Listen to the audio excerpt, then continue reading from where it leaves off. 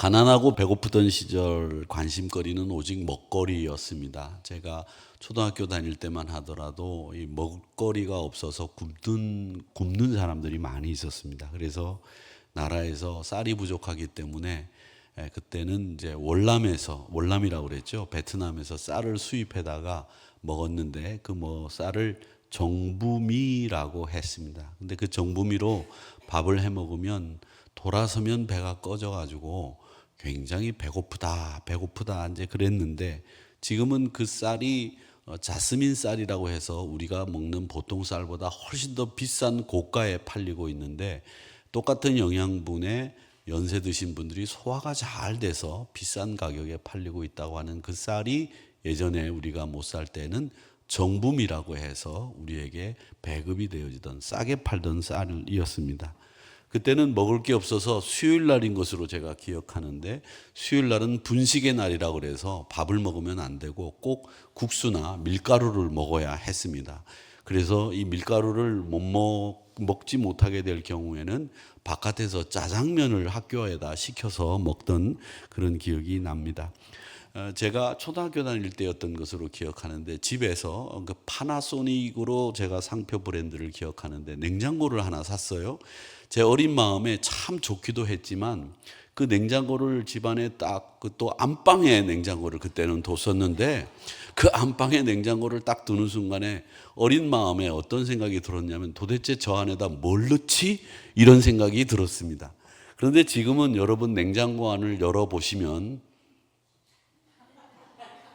말하지 않겠습니다만은 냉장고 안이 꽉꽉 차고 넘칠 겁니다. 아마 냉장고를 1년에 한 번씩 정리하면 버릴 게 많을 정도로 그렇게 먹을 게 많고 꽉꽉 차 있을 터인데, 그렇게 그 안에 뭘 채워 넣어야 될지 어린 마음에도 걱정이 됐던, 그만큼 먹고 살기가 힘들었을 때가 있었습니다.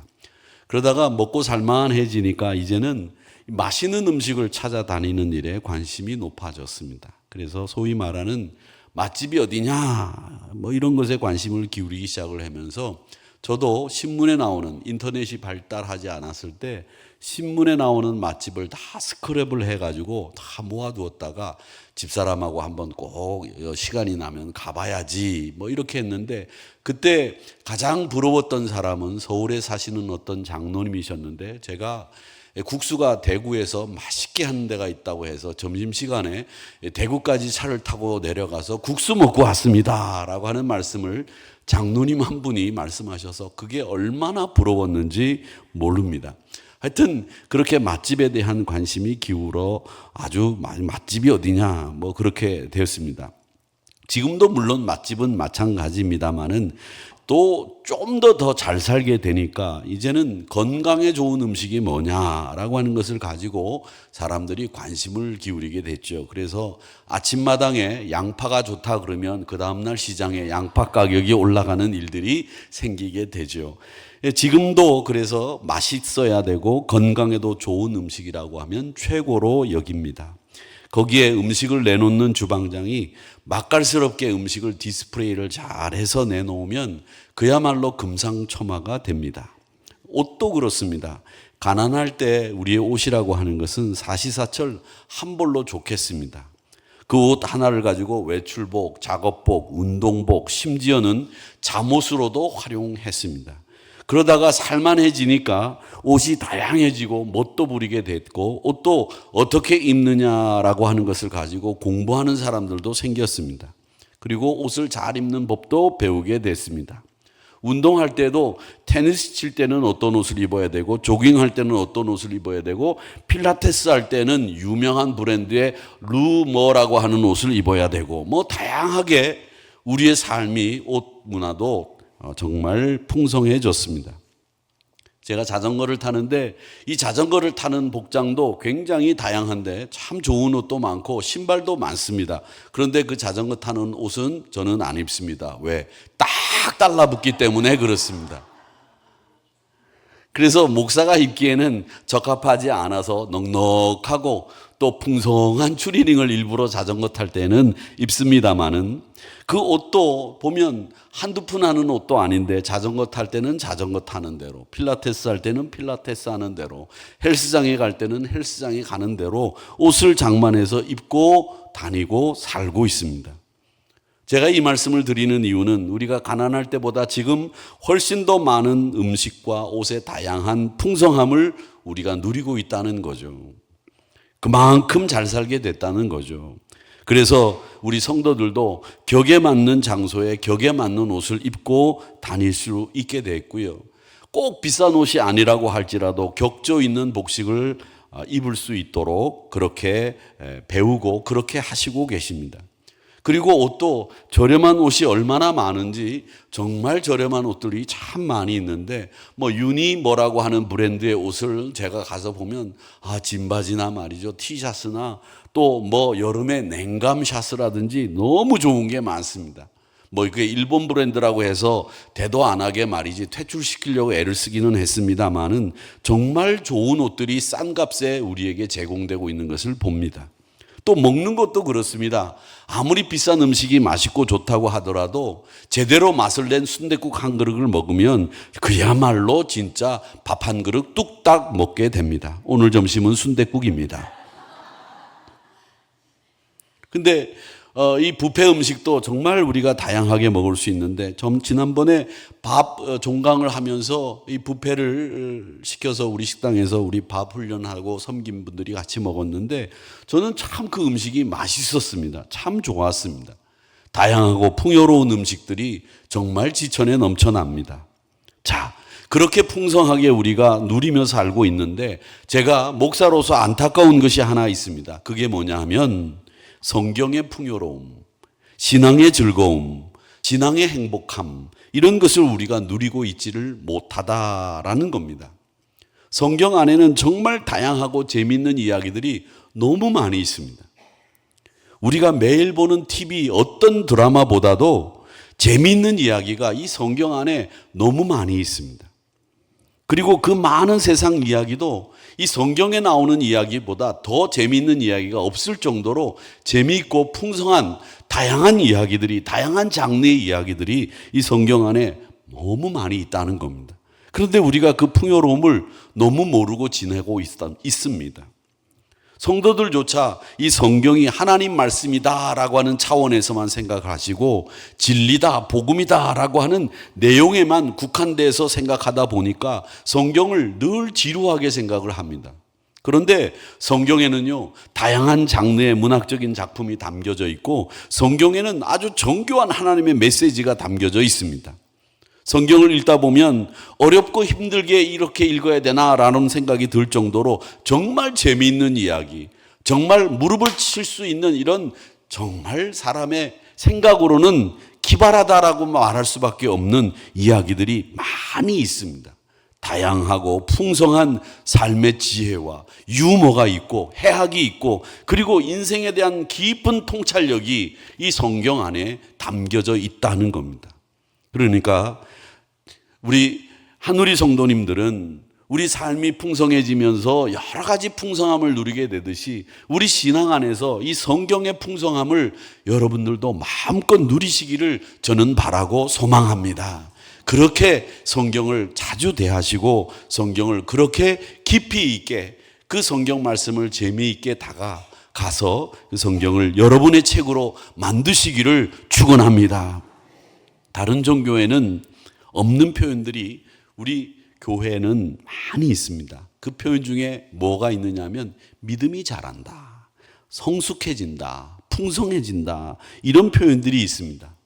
오늘 아침에 제가 조찬기도회 새벽기도회를 끝나고 난 뒤에 제가 이렇게 유튜브를 보니까 어떤 목사님이 우리 하나님이 원하시는 것 중에서 우리 신자들이 잘못 알고 있는 것이 있다라고 하면서 5가지를 이야기하는 유튜브를 쭉 꼼꼼히 보면서 제가 노트를 했습니다. 근데 거기에 보니까 하나님이 우리가 행복해지기를 원하십니다 라고 하는 말은 틀린 말이다 이렇게 얘기하시더라고요. 근데 그런 목사님들 이야기를 들어보면 물론 그 이야기가 성경에 나오지 않는 이야기이기 때문에 틀린 이야기라고 하지만 그러면 하나님이 우리를 괴롭게 되고 우리가 괴로워하는 걸 좋아하실까? 반대로 생각해 보면 그런 생각을 해봅니다. 여러분, 그런 것에 너무 매여가지고 우리 하나님은 우리를 뭐 행복하게 만들어주지 않는 분이다 이렇게 생각하는 것보다 정말 중요한 것은 하나님이 우리를 거룩하기를 원하신다라고 하는 것으로 정리하면 되는데, 거룩한 삶은 행복한 삶이요, 거룩한 삶은 복된 삶이라는 것이죠.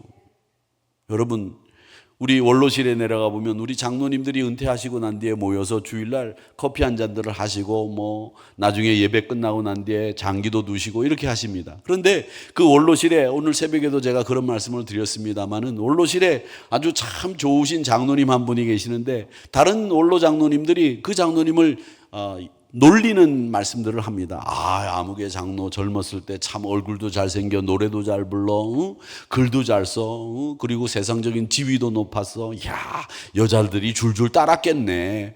예수 안 믿었으면 벌써 죽었어. 이게 결론입니다. 이게 결론이에요. 그 말은 뭐냐면 우리가 예수 믿어서 거룩하고 정결하게 삶으로 지금까지 하나님이 우리의 생명을 누릴 수 있도록 만들어 주셨다, 하나님의 은혜다라는 말씀을 그렇게 애둘러서 익살스럽게 표현하시는 말씀들을 원로실에서 장로님들이 하시면서 즐거워하시고 또 당사자도 굉장히 좋아라 하십니다. 그런 모습들을 언제까지 볼 수 있을런지는 모르겠습니다만은 우리가 예수 믿고 살았으니 여기까지 온 거죠. 만약에 예수 안 믿고 우리가 그냥 세상 사람들처럼 살면서 돈이나 많고 말이죠, 호사나 부리고 살았다고 하면 언제 죽었을는지 우리가 어떻게 압니까? 이 어려운 세상 속에서 말이죠. 그런데 하나님은 우리를 붙잡아 주셔서 거룩하고 경건하게 살 수 있도록 만들어 주셔서 우리가 여기까지 건강하게 지낼 수 있도록 붙잡아 주셨다. 물론 아픈 데는 있죠. 뭐 허리도 아프고 다리도 아프고 말이죠. 뭐 가서 주사도 맞고 말이죠. 그렇지만 그래도 우리가 하나님이 도우심으로 여기까지 왔다. 얼마나 행복하냐 이런 생각이 듭니다. 베드로 후서 3장 18절의 말씀에 보면 이런 말씀이 있습니다. 오직 우리 주 곧 구주 예수 그리스도의 은혜와 그를 아는 지식에 자라가라 그렇게 말씀하시면서 영광이 이제와 영원한 날까지 그에게 있을지어다 라는 말씀이 있습니다. 이렇게 자라가라고 하는 말씀은 우리가 신앙의 풍성함을 누릴 수 있기 때문에 자라가라고 말씀하시는 거예요. 자꾸 커야 된다는 거죠.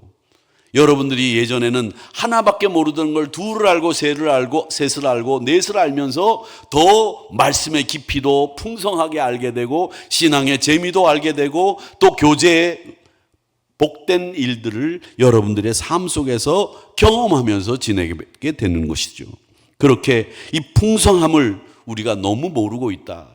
예수 믿는 것이 얼마나 좋은 일인지를 잘 모르고 있는 것 아닌가. 그 말씀의 풍성함을 우리 한우리 성도님들이 마음껏 누리시기를 주님의 이름으로 축복합니다.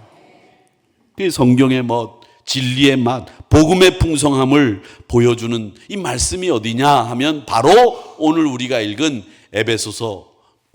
에레미야서 10장 말씀입니다. 예로 시작하니까 에베소서라는 말이 나오는데요. 예레미야 10장이 바로 우리에게 성경의 풍성함, 하나님의 뜨거운 사랑 이런 것을 보여주는 책이 예레미야 10장의 말씀이라고 하는 거죠.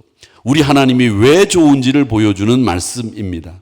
자, 10장 가운데 오늘 9절을 읽지 않았습니다만 그래서 9절을 한번 같이 읽어보겠습니다. 시작. 다시스에서 가져온 은박과 우바스에서 가져온 금으로 꾸미되 기술공과 은장색의 손으로 만들었고 청색 자색 옷을 입었나니 이는 정교한 솜씨로 만든 것이거니. 와, 아멘.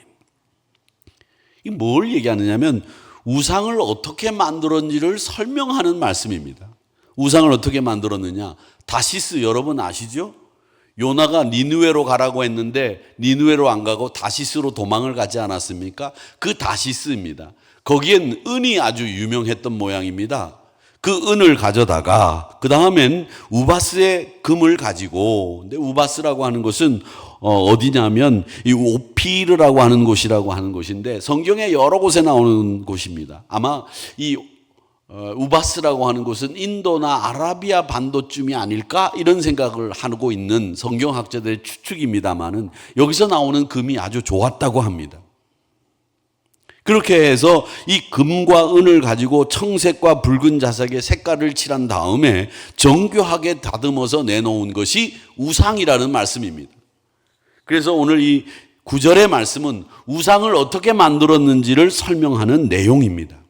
2000년 전에 우상을 만드는데 어떻게 만들었느냐. 다시스의 음과 우바스의 금을 가져다가 청색 자색 옷을 색깔을 입혀가지고 정교하게 은장색이 장인들이 만들어 놓아 우리에게 보여준 것, 그게 우상이라는 말씀이 예레미야 10장 9절의 내용입니다. 여러분, 그렇습니다. 우상이라고 하는 것은 손으로 만든 것이고 장인들이 뚝딱뚝딱 만든 겁니다. 제가 전엔가 한번 말씀드린 적이 있었죠. 제가 청주에서 처음 부목사를 할 때 권사님이 한 분 계셨는데 이 권사님이 아주 돈이 많으신 거예요. 벌써 돈 많은 태가 나요. 말이죠. 겨울에는 막 털이 아닌 데가 없어요. 다 털이에요. 그리고 이 목이고 이 귀고 코만 빼놓고 귀고 목이고 치렁치렁 말이죠. 그래서 제가 목사님한테 한번 여쭸어요. 목사님, 저 권사님은 도대체 뭘 하시는 분이길래 저렇게 돈이 많으시고 저렇게 그 당시에 제가 지금으로부터 제가 북목사 시절이니까 한 25년이 넘은 것 같아요. 한 27년, 8년, 거의 30년이 다 됐는데 그 당시에도 볼보차를 타거든요. 볼보, 외제스 용차가 흔하지 않을 때 볼보 그 각진 거 이렇게 있어요. 그거 트럭이 갖다 받아도 안 죽는다고 하는 그런 안전의 대명사인 볼보차를 타고 다니고 내리면 무거워가지고 목을 못 들 것 같지. 그때 목사님이 그런 얘기 하세요. 저 권사님이 말이지 하시는 분이냐면 절에다가 이 단청, 절 페인트 칠하는 일을 하신대요. 그래서 온 전국에 있는 절에 단청은 다 그분이 칠한대. 근데 그 단청을 칠하는 게 수억 원씩 나온대요. 그게. 아들하고 둘이서 그걸 하는데 아들도 말이죠. 대단해요. 그 교회 단청 칠할 일이 있어, 교회 페인트 칠할 일이 있으면 자기가 칠하겠다고 그러는데 그 절을 가서 칠하던 걸 갖고 와가지고서 교회 또 칠할 거 아니에요. 그래가지고 칠할 때는 다른 분을 불러다가 했는데 이 단청 칠하는 분들이 이 절에서 단청 칠하는 분들이 그렇게 돈을 많이 버는 줄 몰랐어요. 그리고 또 돈 많이 버는 것도 제가 알려드릴까요? 저희 처제가 이렇게 학원 선생으로 이렇게 과외를 하면서 학생네 집에 가는데 집이 너무 잘 사는 거예요. 근데 아이는 공부를 지지리도 안 해. 그래가지고 한 번은 이제 물었대요. 아빠가 도대체 뭐 하시는 분이길래 이렇게 네 집이 돈이 많냐? 그랬더니 아빠요? 공장 하세요. 어떤 공장 하냐? 그러니까 화투 공장 하는데요. 화투 장사를 하니까 그게 돈이 그렇게 된대요. 여러분, 그게 안 팔리는 것 같아도요. 저는 이제 나중에 들었어요. 그게 장사가 잘 되는 이유가 뭡니까? 이렇게 쓴 화투를 한 번 또 쓰는 경우는 거의 없대요. 화투를 칠 때마다 바꾼다는 거죠. 그게 장사가 잘 된다는 거예요. 왜 그걸 일찍 안 하셨어요? 그렇게 부자라는 거예요. 그러니까 여러분, 세상에 돈 벌 일도 참 많기는 하다 이런 생각이 들지만 이제 그걸로 돈을 벌어서 글쎄 이런 생각이 드는 거죠. 그런데 문제는 뭐냐면요, 여러분, 이런 것들이 우상을 숭배하는데 보면 그 우상 숭배하는데 가보면 거기엔 다 뭐가 걸려 있느냐? 이권이 걸려 있다는 거죠. 사람들도 마찬가지입니다. 사람들도 우상을 찾아가는 사람들은 다 자기 유익을 위해서 찾아가는 사람들이지 자기의 인격이나 자기의 신앙이나 자기가 변해야 될 것들을 생각해서 가는 분들은 없다는 거죠. 그런데 우리는 예배를 드리면서 늘 내 죄를 살피고 나를 살피고 하나님 앞에서 내가 얼마나 거룩한지 얼마나 정결한지를 늘 살피는 이런 모습들을 우리가 예배를 드리면서 살피고 우리가 깨닫지 않습니까? 그러니까 세상에서 우상 만드는 것, 이 우상이라고 하는 것이 말이죠, 우리에게는 유익을 주는 것처럼 보이지만은 우상의 폐해가 뭐냐? 10절을 같이 한번 읽어보겠습니다. 10절을 읽어보겠습니다. 시작. 오직 여호와는 참 하나님이시요 살아계신 하나님이시요 영원한 왕이시라. 여기까지만 읽겠습니다. 여러분, 우상과 하나님이 다른 이유가 뭔지 아십니까? 오늘 이 10절에서 말씀하시는 이 우상을 만드는 과정을 9절에서 설명하고 10절에서는 하나님을 설명하고 있는데, 이 말씀을 보면 하나님과 우상의 차이를 분명하게 알 수 있습니다. 그게 뭐냐? 하나님은 일하신다는 거예요. 우상은 일하지 못합니다. 우상은 다시스의 은과 우바스의 금으로 청색 자색 옷을 입혀 사람이 만든 것에 불과하다. 그러나 하나님은 그런 것 없이 살아계시고 일하시는 분이다. 이게 예레미야 선지자의 선언입니다. 성경이 멋있는 것은, 성경이 정말 멋있다고 생각하는 우리 하나님을 우리가 어떻게 설명해야 될지 모를 때 성경은 아주 리얼하게, 그리고 먼저 세밀하게, 친절하게 하나님을 우리에게 설명해 준다는 것, 이게 성경이 우리에게 주는 가장 큰 유익입니다. 성경은, 그리고 기독교는 우리 성도들을 곤란하게 만들거나 혹은 난처하게 만들지 않는다는 겁니다. 성경은 항상 우리가 어떻게 표현할지 모를 때 우리를 향해서 하나님은 이런 분이야 라고 설명해 주시는 말씀이라는 거죠. 그래서 성경은 좋은 거예요. 목사도 마찬가지로 여러분을 곤란하게 만들거나 난처하게 만들지 않습니다. 난처하게 여러분들이 대답해야 될 경우에는 미리 대답을 해주고, 또 여러분들이 1번이냐 2번이냐 결정해야 될 때는 제가 미리 손으로 다 표현을 해주기 때문에 저는 여러분을 절대로 곤란하게 만들어드리지 않습니다. 교회는 그런 데가 아니에요. 사람을 난처하게 만드는 곳이 아니라 사람을 기쁘게 만들고 행복하게 만드는 곳이 하나님의 말씀이요 교회여야 된다는 겁니다. 이 무익한 우상이라고 하는 것은 일하지 못해요. 그런데 하나님은 우리를 위해서 모든 책임을 지시고 모든 역할을 우리 하나님이 하시는 줄 믿습니다. 우리는 다만 할 수 있는 것이 있다면 뭐냐? 하는 일이 있다면 뭐냐? 그게 뭐냐? 하나님을 알아가기만 하면 그만입니다. 하나님을 알아가기만 하면 그만이에요. 하나님이 살아계신 분이기 때문에 우리 인간은 성경이 설명해 주는 대로 하나님을 일하심을 분명히 믿기만 하고 그 하나님을 알기만 하면 여러분의 신앙생활은 잘하고 성숙해지고 여러분의 신앙생활이 행복하게 된다라고 하는 겁니다. 오늘 12절 말씀을 같이 읽어볼까요? 시작. 여호와께서 그의 권능으로 땅을 지으셨고 그의 지혜로 세계를 세우셨고 그의 명철로 하늘을 펴셨으며. 성경이 강조하는 우리 하나님은 우상과 다른 점이 뭐냐? 권능으로 땅을 지으셨고요, 일하셨죠. 지혜로 세계를 세우셨죠, 일하셨습니다. 그의 명철로 하늘을 만드셨습니다, 일하신 겁니다. 하나님이 일하시는 분이라는 거예요. 하나님은 일하시는 분이고 우리를 위해서 특별히 일하시는 분이 하나님이라고 하는 것을 성경은 분명하게 우리에게 이야기하고 있습니다. 우상이 무익한 것은, 그건 정말 엄밀하게 말하면 우상은 아무것도 못해요. 그런데 아무것도 못하는 그 우상에게 가서 절을 하고 빌고 그런다는 거죠. 존재하지 않기 때문에, 사람이 만들었기 때문에 우상은 지금까지도 한 일이 없습니다. 앞으로도 우상은 아무것도 하지 못합니다. 또 이방신은요, 그 속에 생기가 없습니다. 우리 예수님 웃고 계시잖아요. 석가모니가 웃고 있는 거 보셨어요? 가셔서? 여러분, 돈 내면 웃어요. 우상은 이렇게 쓸모없고 유익하지 못합니다. 그런데 이스라엘 백성들이 그 무익한 우상을 섬겼다는 거예요. 2절에 보면 하늘의 징조를 두려워했다는 말이 나오죠. 하늘의 징조를 두려워했다. 이 말이 뭐냐면, 하늘의 징조라고 하는 것이 뭐냐면 일식이나 유성이 떨어지거나 천체의 여러 현상들을 관찰하면서 사람의 운명의 기륭을 내다보는 일, 점성가라고 하는 사람들이 미신적인 행위를 하는 것을 얘기합니다. 고대 이집트나 바벨론에서 이런 일들이 자주 행해졌기 때문에 하늘의 징조를 보고 두려워하는 것이 이스라엘 사람들에게 생긴 거예요. 그리고는 그 사람들이 그 하늘의 징조를 보고 이렇다 저렇다 얘기를 하는 거죠. 우리는 하늘의 징조를 보고 이렇다 저렇다 얘기합니까? 어떻게 얘기합니까? 태어난 날짜를 12지간으로 나누어 가지고 그 띠에 그 사람은 오하는 사람이다, 저하는 사람이다 이렇게 얘기하지 않습니까?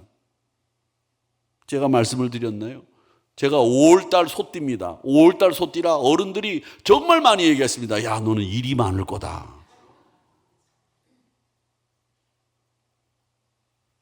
그런데 이런 말은 그래도 괜찮아요. 그런데 여성분들에게 어떤 울가미를 씌울 수 있는 것들이 우리나라 전통신앙에는 얼마나 많이 있습니까? 이사 가는 것도 아무 때나 갑니까? 손이 없어야 된다고 하더라고요.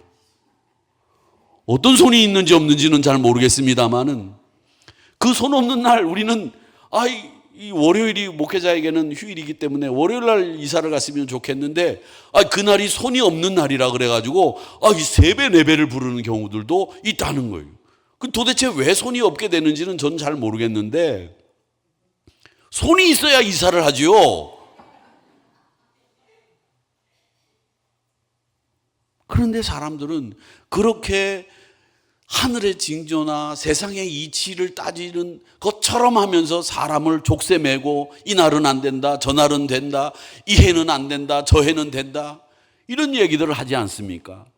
그래가지고 한 해는 여자아이들이 태어날까 봐 젊은 부부들이 임신을 안 한다고 하잖아요. 그 해 그 여자아이들이 태어날까 봐.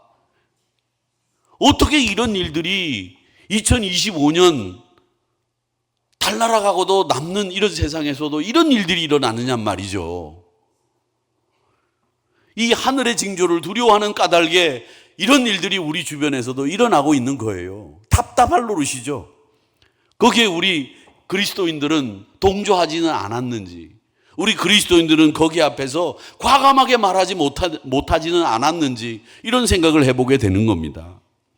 그리고 이스라엘 사람들도 하늘의 징조를 두려워한 거예요. 똑같이. 우리랑 똑같이 그렇게 하면서 뭘 만들었느냐? 바알을 만들고 아세라 목신 만들고 몰록 만들고 그모스 만들고 벨을 만들고 우상만 해도 뭐 별게 많아요. 느보를 만들고 아피스, 아문 우상 종류도 어마어마무시하게 많아요. 이스라엘 북쪽에 가보면 단이라고 하는 동네가 있습니다. 단. 이스라엘을 가본 지가 여러분 오래되셔가지고 기억이 안 나실지 모르겠지만 그 단에 가보면 베드로 장모의 열병이 걸려서 고치신 집도 있는데 그 단이라는 동네가 어떤 동네냐면 우상 섬기는 최고 아주 나쁜 동네예요. 영적으로 아주 더럽고 추악하기 그지없는 동네가 단이라고 하는 제일 북쪽에 있는 동네예요. 이스라엘 사람들이 가장 많이 우상을 섬기던 곳, 자기 자식까지도 바치면서 열렬히 숭배했던 곳, 그것이 우상이라는 거죠. 근데 그 우상의 본질이 뭡니까? 나무입니다.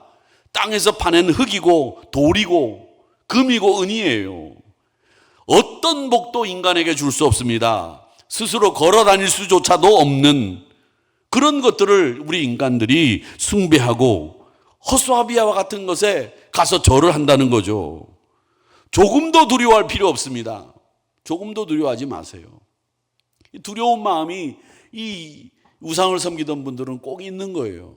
그래서 우상을 섬기다가 집에 신주단지 모셔놓고 절하다가 교회 나오시면 아직도 거기에 대한 두려움이 있기 때문에 그걸 치워달라고 목사를 불러요. 제가 가가지고 치워봤어요. 목사님, 제가 옛날에 집에 우상단지를 섬겼었는데 목사님이 오셔서 예배드리고 치워달라고. 그 어디다 두냐면 안방이 이렇게 있고 건너방이 이렇게 있으면 그 사이에다가 딱 둬놨습니다. 그 예배를 거실에서 드리고 가가지고 그걸 제가 가져다가 치우고 버리고 했습니다. 그릇을 보고 있을만하면 이거 밥그릇 할까? 이런 생각도 들어요.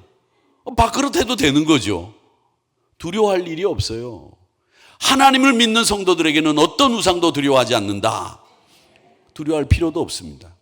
일하지 않는 우상이기 때문에 우리 하나님의 백성들은 하나님의 선민된 유다 백성들과 마찬가지로 우상을 섬기는 일 없고 두려워할 일 없이 일하시는 하나님, 특별히 우리를 위해서 일하시는 하나님, 그 하나님을 믿고 그 하나님을 사랑하시고 그 하나님을 섬기시기를 축원합니다. 그래야 되는데 예레미야 선지자가 보니까 이 하늘의 징조나 두려워하고 앉아 있는 이스라엘 백성들을 보니까 얼마나 답답하겠어요. 힘들었겠어요. 그러면 지금은 우리는 우상숭배를 하지 않고 있지만 사실은 우리는 우상숭배와는 거리가 있습니다. 수요일날 이 예배까지 오시는 분들이 뭐 점집을 찾아가겠습니까? 절을 찾아가겠습니까? 갔다가 절이 있으면 한번 둘러는 보시겠지만 절에 들어가서 뭐 그 앞에 가서 뭐 108배를 하고 그러지는 않으실 거 아니에요. 근데 골로새서 3장 5절 말씀을 한번 읽어보겠습니다. 시작. 탐심은 그러므로 말고 노란 글씨만 시작. 탐심은 우상숭배니라. 우리가 절에 가지는 않고 우상을 섬기지는 않지만 욕심을 부리는 것이 우상숭배와 같다라고 하는 골로새서의 말씀입니다.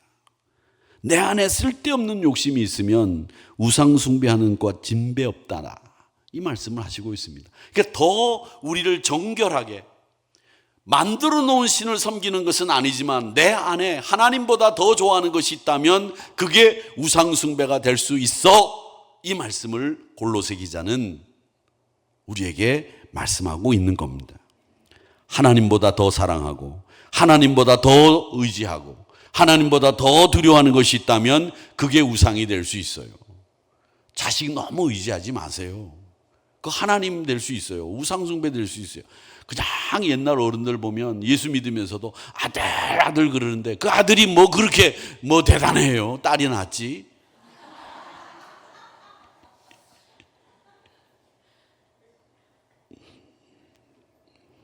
돈을 하나님보다 더 의지하십니까? 그냥 단순히 물질이 아니라 그 돈을 하나님보다 더 사랑하면 우상이 됩니다. 그것뿐입니까? 하나님보다 자기 생각이나 자기 감정이나 판단을 우선시하게 되면 그것도 우상이 되어버리는 꼴이 됩니다. 심지어 교회 사역도 말이죠. 그 자체가 하나님보다 우선되는 경우들 있습니다. 그런데 우리가 사역이니까 그걸 구분하지 못해요. 하나님을 위해서 일하는 것처럼 보이지만 하나님보다 더 이 사역을 사랑하게 되면 사실은 그게 우상숭배가 될 수 있어요. 근데 그게 구분이 잘 안 되는 거죠. 왜? 교회 사역을 하고 있으니까 나는 우상숭배하고 있지 않다라고 말할 수는 있지만 그런데 하나님보다 그걸 더 좋아하고 열렬히 그것을 사모하게 되면 아닙니다. 분명히 전후좌우가 있어야 돼요. 내가 하나님을 사랑하고 교회를 사랑하고 하나님의 능력을 의지해야지 이 사역을 통해서 내가 얻는 기쁨이 있다면 하나님을 통해서 얻는 기쁨이 더 커야죠. 이게 치환이 되면 안 된다는 거죠. 하나님을 통해서 얻는 기쁨이 있어야지 내가 사역을 하지 않으면 하나님을 통해서 얻는 기쁨이 없으면 사역하지 않으면 그 사람은 기쁨이 없는 신앙생활을 하는 거예요. 하나님을 통해서 기쁨을 얻으셔야 되고 하나님을 믿음으로 그 하나님의 능력을 의지하셔야 되는 거지. 그걸 분명히 우리는 기억하고 분명히 구별할 수 있어야 됩니다. 하나님을 위해서 일한다고 하면서 자기 공로나 자기 이름 높이고 자기 영향력을 높이기 위해서 사역을 한다면 그 사역이 아무리 좋은 사역이라도 우상되는 거예요. 그 밖에도 하나님보다 인간의 이념을 더 신성하게 생각하고 자신의 성공이나 명예를 위해서 사는 것도 사실은 우상이 된다는 것을 잊지 마셔야 됩니다. 나이가 들면 들수록 이 남자들은 이 명예를 소중하게 생각한다 그래요. 그러다 보니까 이 명예에 더 많은 집착을 하게 되는 경우들이 생기는 이런 분별력이 없는 경우들이 생기기 때문에 특히 저는 그런 부분에서 유의하려고 합니다. 야, 내가 이런 명예, 이런 명예, 이런 명예. 그래서 어떤 분이 전화를 하세요. 윤창용 목사님 이번에 농어촌 미니스트리 대학원 과정이 있는데 그 대학원 과정에 윤창용 목사님이 가장 그 대학원의 코스에 목사님이 담당자가 되셔서 그 학위를 줄 수 있는 권한과 뭐 그 커리큘럼을 짜고 뭐 이렇게 하는 것을 목사님이 하셔야 되겠다고 전화를 하셨어요. 제가 이제 대학원의 한 파트를 맡아가지고 이제 들어가게 생겼어요. 얼마나 좋아요. 그렇죠? 딱 이제 학기 초가 되면 딱 제가 이 받아놓은 박사 학위 가운에다가 막 이렇게 쓰고 가가지고 이제는 이러면서 주고 말이죠. 근데 다행한 것은 제가 그걸 거절했어요. 목사님 저는 목회 때문에 그거 할 수 있는 시간이 없습니다. 몇 번 전화가 오셨는데 제가 거절했어요. 안 됩니다. 그리고 거절하고 나니까 제가 얼마나 기분이 좋은지 몰라요. 아유, 참, 내가 참 잘했다. 아유, 참, 쓰담쓰담 잘했다. 자칫 잘못하면 이 명예라고 하는 것을 더 사랑하는, 하나님보다 명예를 더 사랑하게 되고 교회보다도 다른 걸 더 사랑하게 되면 이건 아닌데 라는 생각을 하는 겁니다.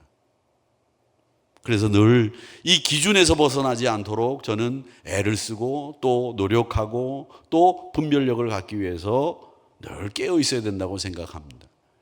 교회보다도 우선되는 건 없거든요. 목사에게 있어서 제일 중요한 것은. 그런 것이 우리에게 필요한데 우리 성도님들도 점검해 보세요. 나는 무엇 때문에 기뻐하고 무엇을 잃을까 두려워하고 있는지를 생각해 보세요. 여러분이 하나님 때문에 기뻐하고 있는지 뭐 때문에 기뻐하고 계십니까? 생각해 보세요. 뭘 잃을까 지금 두려워하고 계십니까? 생각해 보세요.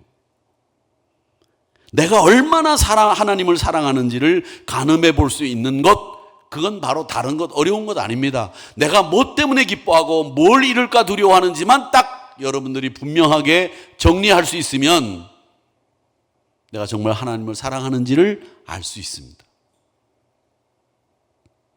그리고 내가 하나님보다 더 자주 생각하고 의지하는 것이 여러분에게 혹시 있다고 한다면 그게 우상이 될 수 있습니다.